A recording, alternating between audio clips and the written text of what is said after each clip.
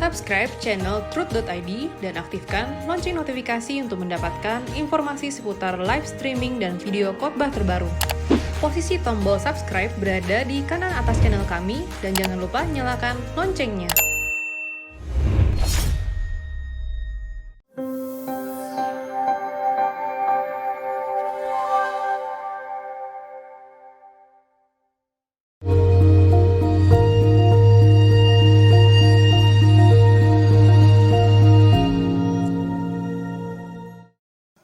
Shalom saudara, Anda bertanya Alkitab menjawab 167. Oke, ini panjang nih ya. Kalau begini mungkin perlu harus ini. Kalau terlalu panjang, harus dilayani khusus ya.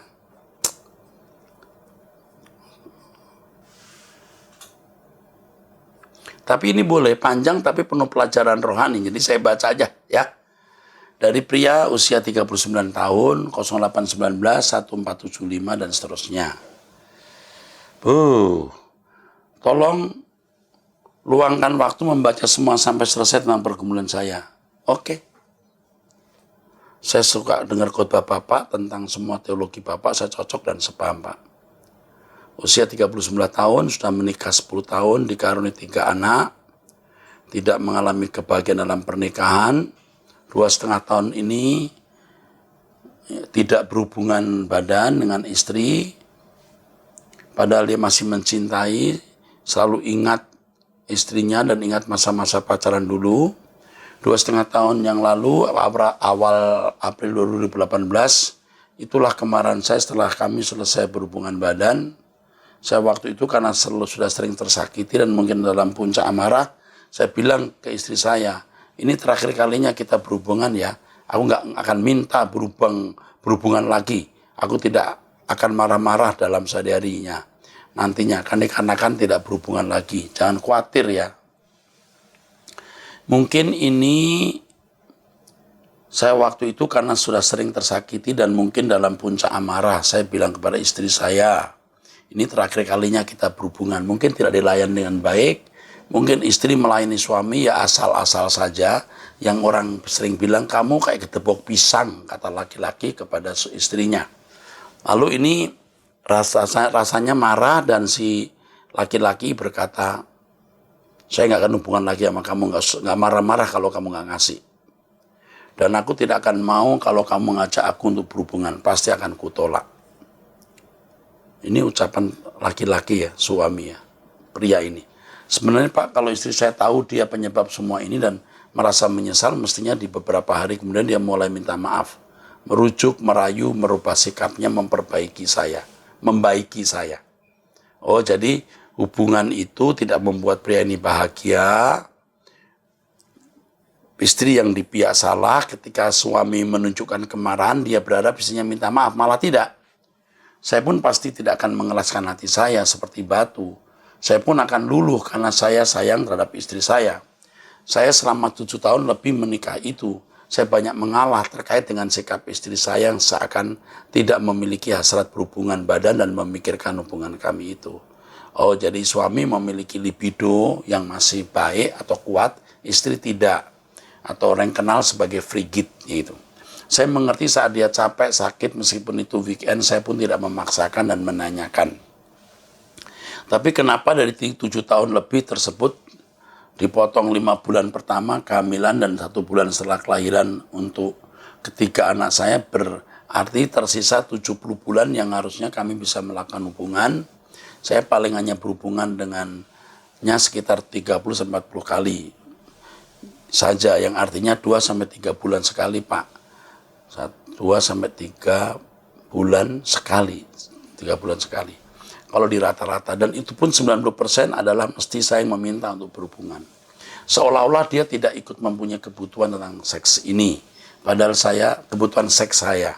Padahal saya tahu, seakan-akan dia tidak, seolah-olah dia tidak ikut mempunyai kebutuhan tentang seksual saya. Tidak mempunyai kebutuhan tentang seksual saja ya. Padahal saya tahu dia juga menikmatinya pada saat kami berhubungan. Kalau dia minta pun saya tidak pernah menolak. Tetap kalau saya meminta 50% langsung mau. Sisanya adalah mengundurkan waktu, menolak dengan alasan dan lain sebagainya. Kalau dia minta selalu diberi, tapi kalau suami 50% 50% mau, tapi sebagian diundur waktunya ya. Kalau dia minta pun saya tidak pernah menolak.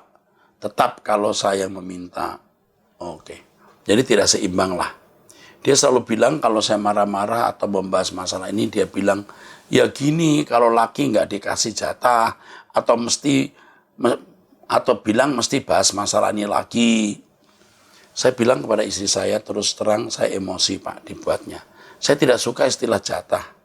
Saya tidak dikasih jatah, tidak apa-apa. Saya bilang, kita ini Kristen ya, tidak ada istilah jatah-jatahan. Kalau situ tidak mau ya nggak apa-apa, aku masih melakukannya sendiri. Sambil emosi saya bilang, nggak apa-apa, gitu saja kok repot. Tipe wanita ini tipe egois. Betul-betul tipe yang tidak mengerti perasaan orang lain. Tipe orang yang egois. Kalaupun dia frigid, ada masalah, tolong dibicarakan. Bab, aku itu begini. Jangan diem tapi menolak. Ya. Ini bahaya untuk rumah tangga seperti ini. Tetapi saudara sebagai suami juga tidak memiliki kesabaran yang tinggi. Anda harus punya kesabaran yang tinggi. Cara Anda membalas perkataan istri, pernyataan istri, itu cara-cara yang akan membangun yang namanya debatable. Membuat debat. Jadi disputable. Jadi merusak. Anda jangan. Dia menggunakan kata jatah itu salah memang. Tapi Anda nggak usah membangkitkan. Kita kan Kristen, nggak ada kata jatah-jatahan. Kata jatah itu jahat dalam jatah itu jahat. Kata jatah untuk konteks ini jahat. Dalam kehidupan berumah tangga itu bukan jatah, itu kesukaan bersama. Kalau dikatakan jatah itu seakan-akan ada satu yang membutuhkan, yang lain tidak. Atau bahkan ada unsur belas kasihan atau kewajiban. Seks bersama itu bukan kewajiban, itu kesukaan, itu kebutuhan. Ya, tolong deh, suami istri itu mesti ngerti ini. Kalau misalnya istri tidak bisa melakukan tugas dengan baik oleh karena satu dan lain hal, mungkin masalah fisik atau psikologi. Ini lebih ke masalah psikologi. Kita harus mengerti sang pria. Mungkin fisik kalau hubungan sakit, bisa dibicarakan. Kalau secara psikologi juga dibicarakan. Tetapi saya tidak tahu apa yang dilakukan oleh Bapak. Anda ini pria, saya tidak tahu apa yang Anda lakukan sampai suami jadi frigid. Kadang-kadang kita ini juga nggak mau ngerti bahwa tindakan kita itu sebenarnya membuat istri juga jadi tidak nyaman. Banyak suami yang egois juga. Ya. Sedikit kasinan masak, marah. Sedikit kemanisan bikin kopi, komentar. Soal-soal kecil, komentar. Soal duit, pelit. Itu membunuh. Membunuh gairah cinta, akhirnya membunuh juga hasrat seks, lalu juga membunuh gairah libido. Ini banyak suami juga nggak dewasa. Soal-soal lain dia mau menang, tapi begitu malam dia ngajak tidur. Lalu istri harus melayani dengan sukacita, dengan rela. Nggak bisa. Itu nggak boleh begitu. Kalau Anda mau menciptakan keindahan di tempat tidur, ciptakan keindahan sepanjang waktu hidupmu. Mengerti nggak? Jangan soal masa kasinan ngomel. Angkat telepon terlambat ngomel. Atau kata-kata yang menyakitkan dan itu merusak suasana. Sudah sembarangan ngomong, sembarangan bersikap, apalagi ada suami yang main pukul istri begitu malam ajak tidur. Ini apaan sih? Nah, pria juga tidak boleh begitu.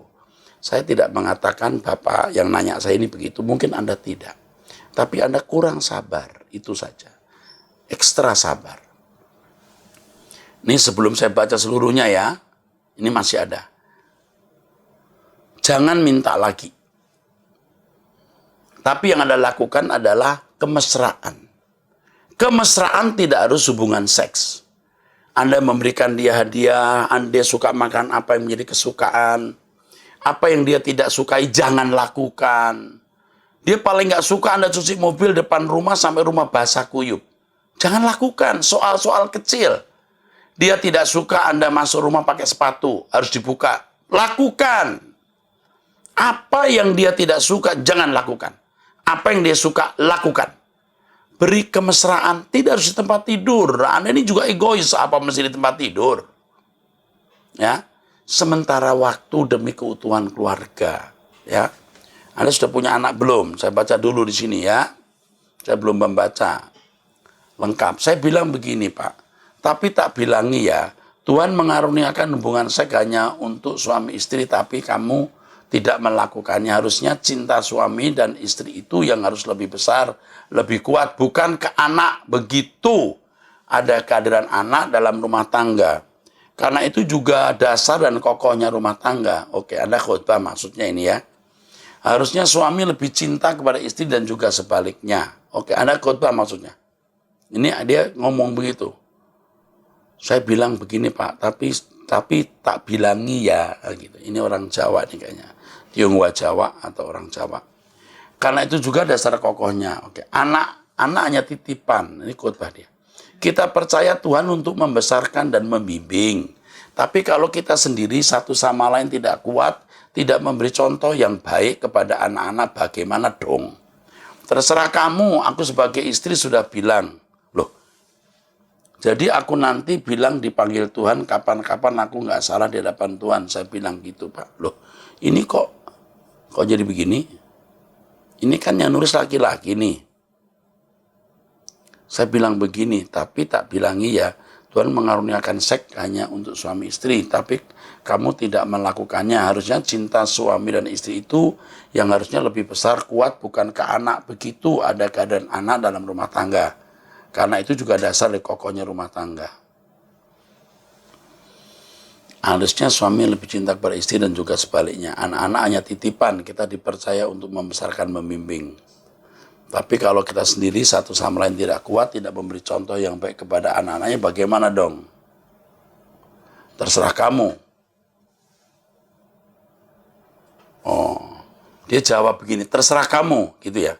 Aku sebagai istri sudah bilang, jadi aku nanti dipanggil Tuhan, kapan-kapan aku nggak salah di hadapan Tuhan. Saya bilang gitu Pak. Aku sebagai suami mungkin, ya.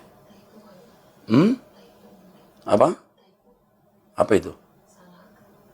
Oh, mungkin salah ketik ya. Aku sebagai suami sudah bilang, jadi aku nanti dipanggil Tuhan kapan-kapan nggak salah di hadapan Tuhan. Oh, mungkin salah ketik ya. Aku sudah jadi contoh baik kepada anak-anak itu. Aku sebagai suami sudah bilang, jadi aku nanti dipanggil Tuhan nggak salah. Saya bilang begini Pak, anak-anak nanti kalau besar belum tentu ingat kepada kita terus, belum tentu serumah dengan kita. Jangan terlalu berharap, dan di saat itu siapa yang akan tersisa? Kan tinggal kita berdua di rumah. Harusnya suami menyayangi istri, istri menyayangi suami, saling melayani, saling merawat jika ada yang sakit. Ya, jika ada yang sakit saling merawat. Dan sekarang istri Anda lagi sakit jiwanya. Anda harus merawat dia. Jangan ngomongin soal seks dulu. Jangan ajak hubungan seks dulu. Beri kemesraan bukan di tempat tidur dengan perhatian, kasih, dan lain-lain. Seperti yang tadi saya katakan, seringkali suami-suami ya melakukan hal yang tidak patut untuk istri. Lalu setelah tidur mau ngajak tidur. Nggak bisa. Atau sebaliknya, istri sembarangan ngomong kasar, apalagi istri yang mencari nafkah, istri yang membiayai hidup. Wah, sombong sekali ya. Begitu malam kepada suaminya, buka baju. Suaminya buka baju tapi tidak bisa ereksi. Bagaimana bisa hubungan dengan kondisi begitu? Saya bilang ke dia, masa hidup sekali saja tidak bisa bahagia sih. Nah, bahagia kita kan bukan karena hubungan seks atau hubungan suami istri yang harmoni. Hubungan dengan Allah harmoni dulu bro. Bahagia itu mahal. Suami istri saling menyayangi, harmonis, itu sudah bahagia menurut aku. Enggak. Bahagiamu harus dalam Tuhan dulu. Engkau cinta istri pun karena Tuhan, bukan karena istri sayang Tuhan. Jangan terbalik. Makan tahu tempe asalkan kamu sebagai istriku sayang, itu sudah cukup bagiku. Sungguh pun dan aku pun akan lebih sayang kepadamu. Anda sayangnya itu diukur dari hubungan seks, itu salah loh. Hah? Kalaupun dia tidak melayani secara biologis, tidak masalah. Sayangi dia. Perhatikan dia. Ya, Anda ini mungkin masih mau take and give, ya. Mau bargaining, ya. Kayak dagang gitu. Jangan. Kayak mau barter. Nggak boleh. Jangan. Nunggu apa? Nunggu tua. Nunggu semua anak-anak besar rumah tangga baru kamu menyayangiku. Aduh. Anda ini juga sebenarnya egois. Istri jelas egois tuh. Tapi Anda juga egois. Ini egois. Saya kasih tahu ya. Catat ya kalimat saya ini ya. Catat. Menikah bukan mencari kebahagiaan. Catat ini. Menikah bukan mencari kebahagiaan. Menikah itu untuk memberi kebahagiaan. Saat itu sudah tidak tahu bagaimana hubungan kita. Ketika tua maksudnya. Sudah saat itu tidak tahu bagaimana kondisi fisik atau hormon satu sama lain. Maksudnya hubungan seks sekarang. Nanti kalau tua kita sudah tidak punya kemampuan hubungan seks dengan baik. Kenapa nggak sekarang? Nunggu kalau aku dijemput dulu oleh Tuhan. Nunggu saya mati. Baru saat itu semua kamu menyesal tidak membahagiakan suami. Iya, kalau saat itu kamu menyesal. Aku bilang ke dia, Pak, sampai aku menangis menjerit kepada Tuhan. Oh Tuhanku, masa hidup cuma sekali saja. Masa aku tidak bahagia? Duh, Pak, bersama wanita siapa lagi aku bisa berhubungan kalau tidak sama istriku sendiri? Aduh Tuhan, Anda ini mosok tidak bahagianya karena tidak hubungan seks. Cobalah ditahan dulu, nunggu istri juga berubah. Bisa. Tuhan, kalaupun aku di dunia cuma 60-80 tahun ini, aku tidak bahagia. Aku mohon, kau bisa puaskan aku dengan kebahagiaan suami sejati nanti saatnya di 1000 tahun. Atau di langit baru.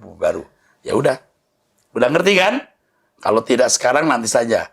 Dengan istriku nantinya saat itu yang sudah ditobatkan dan dijelekkan Tuhan. Betul. Ini terakhir saya terharu. Ya, aduh. Saya terharu nih. Aduh. Anda pria yang baik sebenarnya, tapi masih egois. Sekarang egoisnya dicabut dengan mendengar kata-kata saya ini. Pernah sekali istri saya terlihat luluh dan bertobat untuk mendengar saya emosi dan surat ke dia. Dan dia memberi nasihat kepada dia di kamar kami, tempat berhubungan saat kami hendak berhubungan. Tapi 2 minggu kemudian seakan dia lupa akan penyesalan dan janjinya. Aduh, Anda ini juga orangnya egois, mau mengatur orang. Nggak boleh begitu, bro. Aduh, saya menjerit, menangis sekali nih. Pria bagaimana ini ya? Tapi nggak apa-apa lah. Ke istri menjerit nggak apa-apa, biar luluh hatinya. Dia luluh hanya 2 minggu. Aduh, saya selalu menenangkan pikiran saya dengan berpikir dan membaca artikel. Oh, mungkin dia sudah seharian mengurus anak-anak. Oh, mungkin karena menyusui libidonya menurun dan lain sebagainya. Atau ini semacam hukuman buatku darinya. Karena aku tidak bisa membahagiakan secara keuangan kepadanya. Dia tidak bisa disesali, dia tidak bisa sekali ke salon kecantikan untuk mempercantik merawat tubuhnya. Karena memang sebenarnya tidak banyak uang tersisa dari gaji saya. Oh begitu. Anda pikir kemungkinan mengapa dia begitu. Tetapi benar-benar tidak bisa diterima, Pak, dan berat sekali untuk percaya dengan semua alasannya. Karena seakan-akan semua itu dirancang olehnya. Seperti selalu mengajak jalan-jalan keluar ke mall sama anak-anak saat dari Sabtu berangkat sore. Dari jam 5 pulang sampai jam setengah 11. Dan liburan dan lihat hiburan di HP, TV sampai larut malam. Tapi tetap memposisikan dirinya tidur malam sebelum anak-anak semua tidur. Kemudian waktu Minggu pagi dia tidak akan bangun kalau tidak ada salah satu atau semuanya bangun pagi.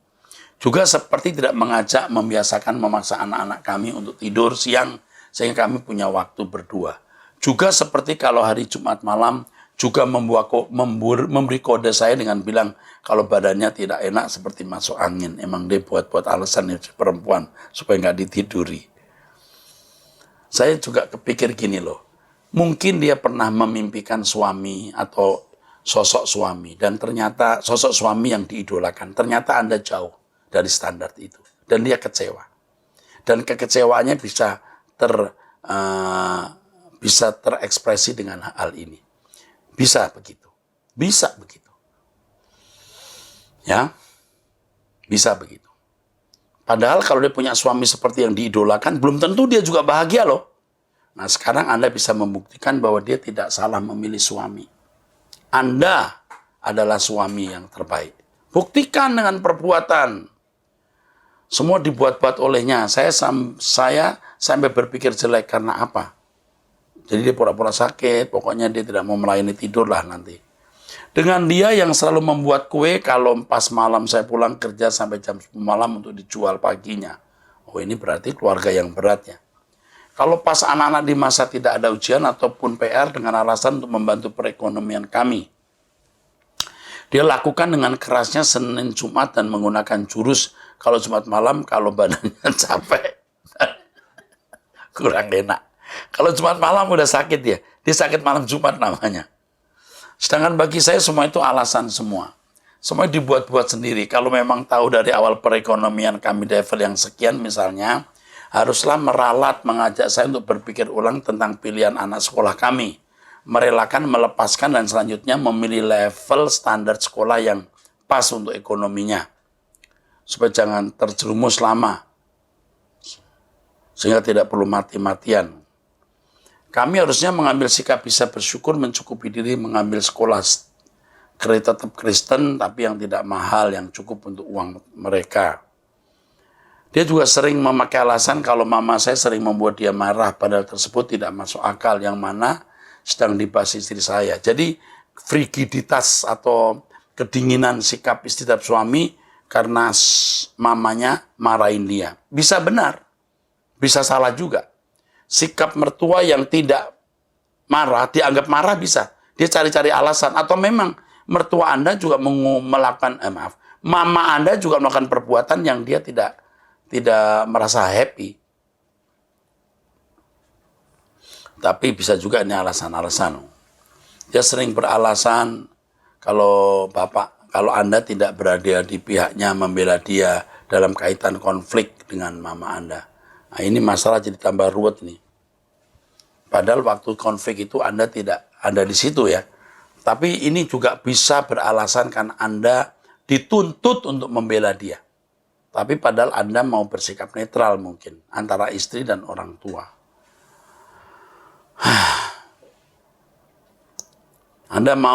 Istri mau Anda di pihak dia.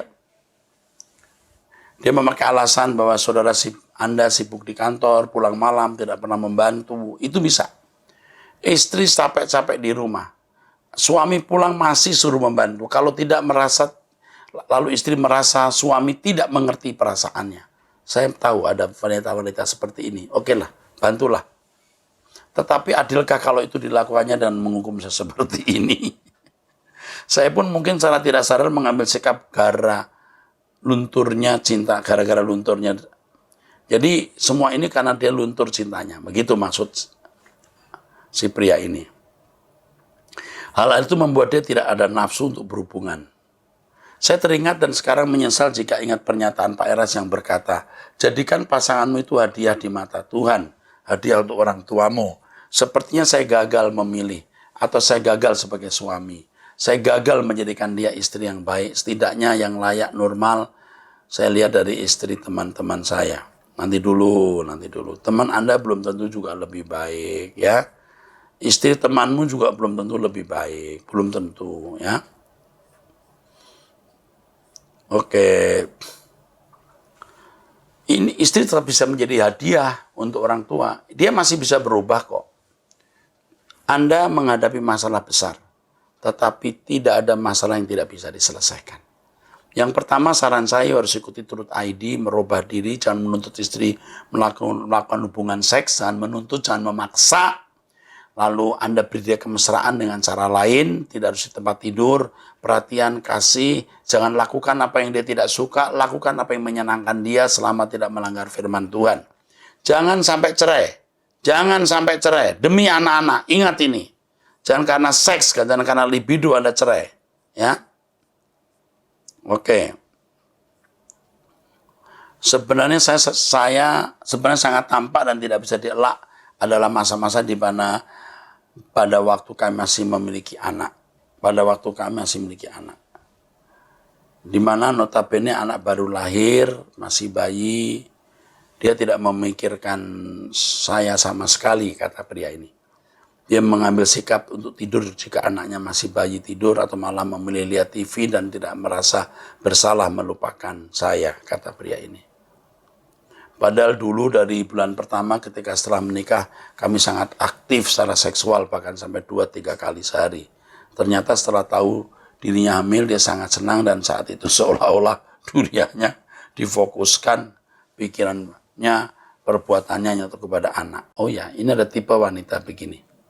Sampai-sampai saya berpikir jelek kalau dia berhubungan atau bahkan menikah hanya untuk memiliki anak. Jangan gitulah, mungkin tidak.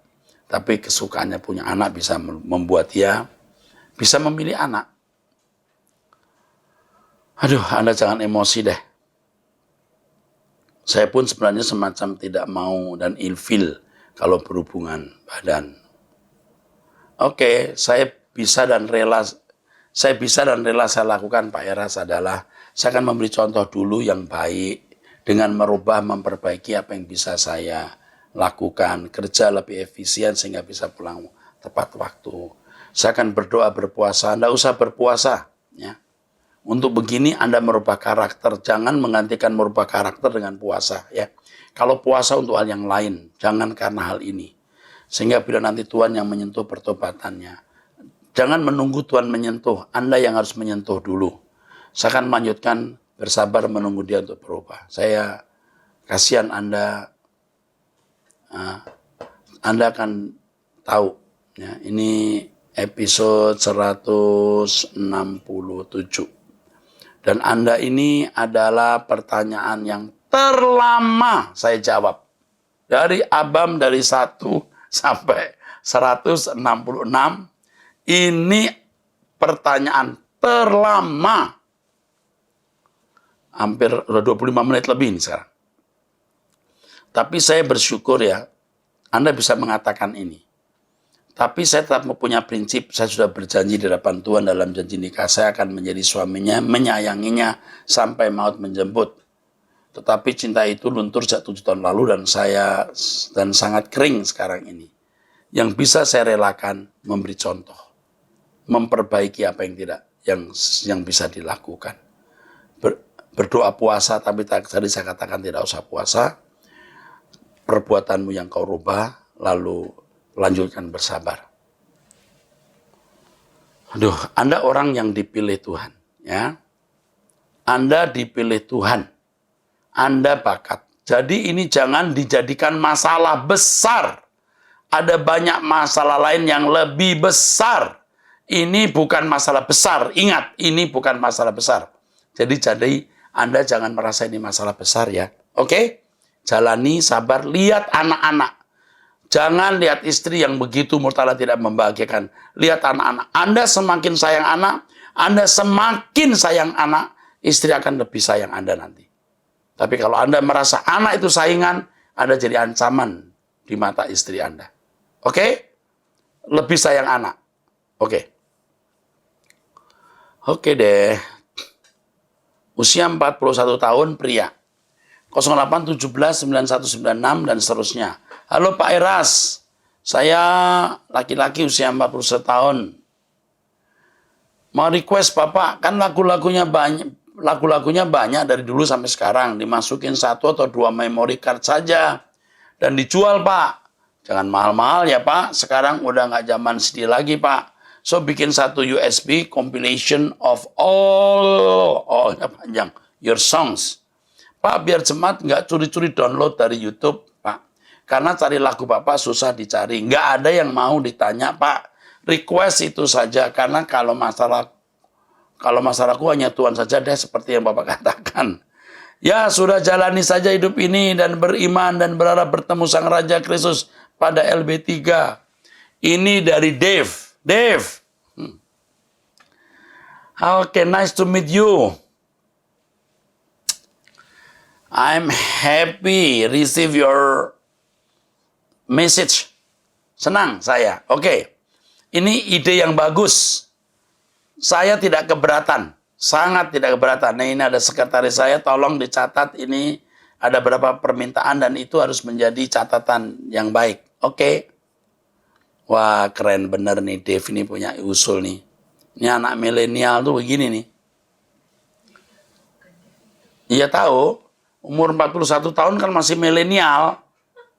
Nama Dev itu banyak, staf saya juga ada banyak nama Dev. Aduh. Oke, saudara-saudaraku. Saya kira waktunya sudah habis ya. Kita sampai jumpa di edisi berikut. Tuhan memberkati.